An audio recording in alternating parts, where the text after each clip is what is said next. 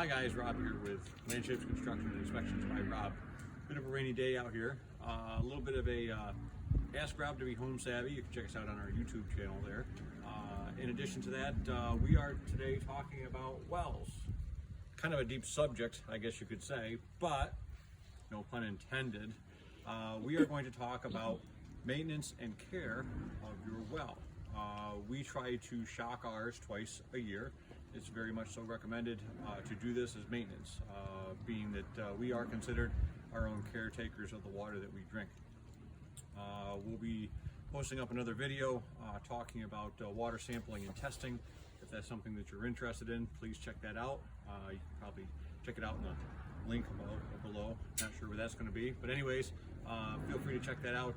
Anyways, let's talk about well shocking and maintenance of your average well. Depending upon the depth of your well and the size of it, you are going to need to dose your well with your favorite bleach, of course. Make sure that it is not a color safe bleach. It needs to have on the label listing that it has free chlorine available to the well. Now, I've assembled my favorite adjustable wrench to take the cover off of our well. We've been doing ours quite regularly, so the bolts are probably quite easy for us to take off.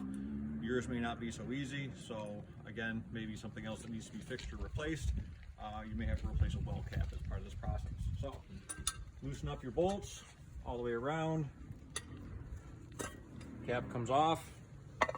Inside of this, you'll find some wires. Be careful, these are hot, they are on.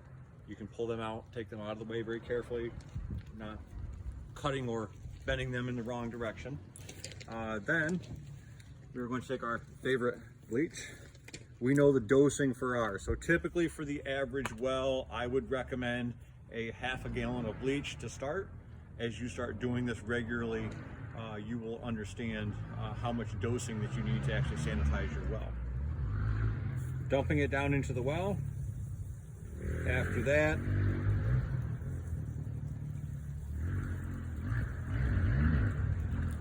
we are going to turn the hose on and we're going to rinse the well casing down so that the water rinses the well down into the case. As part of that, we want to make sure that we don't put water on the actual electrical wires themselves, at least where the connections are. Okay, so our water's on. We're running our water down into the well. What I am doing right now is I'm actually rinsing down the well casing in a circular motion to make sure that the water runs down the inside of the case. That way it rinses any of the bleach and residue down the casing completely into the water. So while I'm actually doing this, I'm going to explain a couple different things that need to be done as part of this process. I usually recommend shocking your well closer towards the evening time. The reason being is that the contact of bleach to water is going to help sanitize the well in your water. The longer the contact time, the better off it is for that. They recommend about 8 hours of contact time. That means basically letting the well sit stagnant and not utilizing or draining the water out of it. So now that we've rinsed our water down into our well, we're going to let the water run for about 20 minutes. The reason you let it run for 20 minutes is to circulate the water around through the system so that you're not draining it out of the well and down into your septic system. You do not want to delete the concentration that's actually in the well for bleach to actually cause the sanitization to actually happen. So after 20 minutes, we're going to come back to you and we will show you the next steps of the process. So, okay guys, we have watched our phone here. We're about 20 minutes into the water cycling here. So we're going to go ahead and check and see if our actual well sample has the smell of bleach, which you can actually smell off of the water as it comes out of the hose. So that means that we know that the sample has had a full circulation through the system. It's been concentrated the way that we want to have it. So we're going to go ahead and shut off the water real quick. Give me a second. I'm going to be right back. All right, guys, we have cleaned up our hose there. We're going to go ahead and button this up, and then we're going to head inside and take the next few steps that have to happen. So here's a quick rundown of what we're actually going to do when we go inside. I'm going to do this as I close this up. We're going to run a little bit of water through all of our faucets so that we know that we actually have the smell of bleach at the actual faucets in the house, kitchen, bathrooms, etc. We'll flush the toilets just to kind of make sure that they get a little bit of water circulation into the system. And then after that, we'll be able to shut everything down and let it sleep overnight. Again, 8 hours of contact will actually ensure that you have a good shocking of the well. I typically recommend that you do this twice a year. We utilize the spring time to go ahead and do that, and then also again at fall, I usually wait until about Thanksgiving time. That's a good time to shock it again at the end of the year there.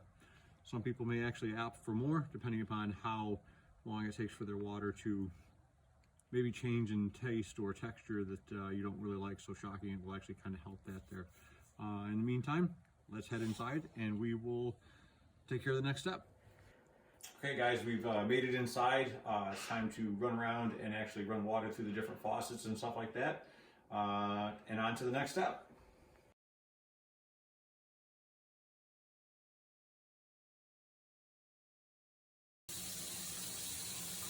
Okay guys, we are going to check our faucet because we can actually smell the bleach now at the faucet. So that tells me that the system actually has it distributed very well through the actual plumbing lines, through the house.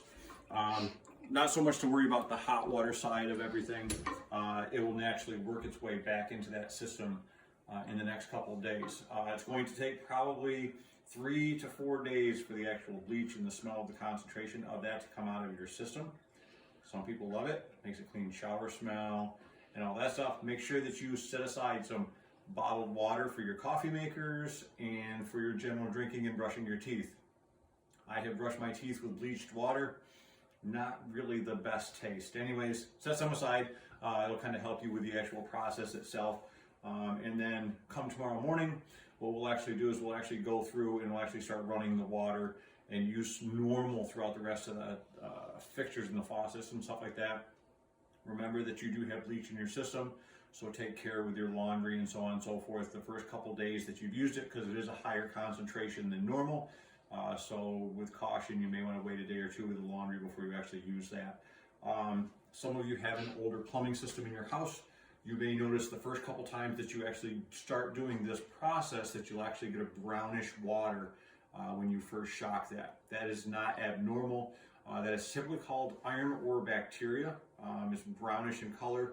If you've ever taken the top off the back of your toilet, you'll find a brownish color on the inside of the porcelain on the inside of that. That's usually an indication of that. If it's blackish that's in there, that's usually an indication of sulfur water. That's a whole different type of product that you'll have to treat with, and some people may have different systems in place to actually treat for that. So don't worry about the brownish water. It'll start cleaning up the more often you actually do this to part of your system.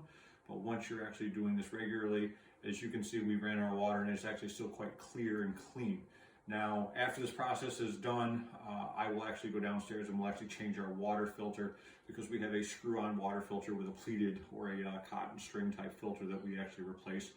We usually replace ours 3 or 4 times throughout the year, which is quite common for use of those. I usually recommend 4 times a year, because that way you're getting it in between each shocking and then after each shock, because you are going to stir a little bit of stuff up. So don't be surprised if you see a little bit of dirty water come through. I guarantee you it will clean up after a few days. If it's really bad the first time, it's going to take a few days for it to settle back down and stuff like that. So this just kind of helps you have a good sanitized drinking water for your home and your general everyday use. Just remember the old rule. If you live in Mexico, you can drink all you want. If you don't live in Mexico, don't drink the water, because it's not safe and it's not sanitized. So being that you're actually at your house, that stands for, if you sanitize your water and you're taking care of it, it's actually good for everybody to use. Some people, if you have not sanitized your water, I get the question many a times, I have not sanitized my water for 40 years since I've lived here and it doesn't bother me. Why do I have to do it now? The reason being is you build up a tolerance to the actual bacteria and so on and so forth in your water. And somebody that may actually come into your house may not be able to tolerate that type of a bacteria in your water. So that's why I see a lot of people actually drink bottled water, because they're afraid of utilizing water from some other places they go to. But this will kind of help bring that down to something healthy to drink for everybody that comes to enjoy your house. I appreciate your time today. Thanks for watching. Check us out again on Ask Rob to Be Home Savvy.